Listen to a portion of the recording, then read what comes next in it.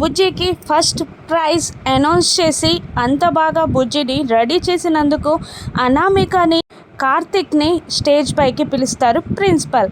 Congrats madam, మీరు ఇంత బాగా రెడీ చేశారు మీ అబ్బాయిని, మీరే మీ చేతుల మీదుగా మీ అబ్బాయికి ప్రైజ్ అందించండి అని ప్రిన్సిపల్ అంటూ ఉండగా సరే అన్నట్టు సంతోషపడుతూ అనామిక కార్తిక్ ఇద్దరు ప్రైజ్ అందుకోగా బుజ్జి మాట్లాడుతూ నన్ను ఇలా రెడీ చేసింది మా అమ్మ నాన్న కాదు, మా అహల్య అత్త.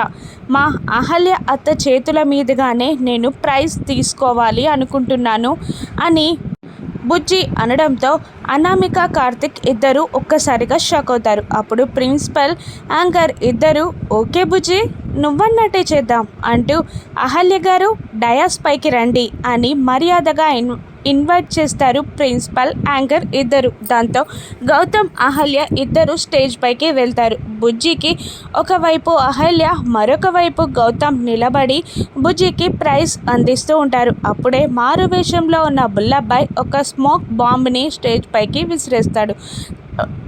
అక్కడ మొత్తం పొగ నిండిపోతుంది. అందరూ పొగతో ఉక్కిరి బిక్కిరి అయిపోతూ ఉంటారు. ఇక బుల్లబ్బాయ్ ఒక నల్లటి ముసుగు తీసుకెళ్ళి అక్కడున్న అహల్యకి తలకి ముసుగు వేసేస్తాడు.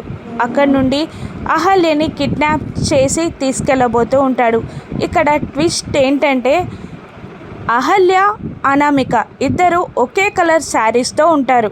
ముసుగు వేసుకున్న అమ్మాయి అహల్య అయితే తీసుకెళ్లేటప్పుడు ముసుగులో ఉన్న అమ్మాయి మాత్రం బుగ్గు చేతులతో ఉన్న శారీ కట్టుకొని ఉంటుంది. అది అనామిక. అసలు బుల్లబ్బాయ్ కిడ్నాప్ చేసింది ఎవరిని, అహల్యనా అనామికనా? ఇప్పుడు అనామికని కిడ్నాప్ చేస్తే అహల్య ఐడెంటిటీ బయటపడుతుందా? ప్రమాదం ఎవరికి, అహల్యక అనామికక? రాను ఎపిసోడ్స్లో చూద్దాం. Thank you for watching.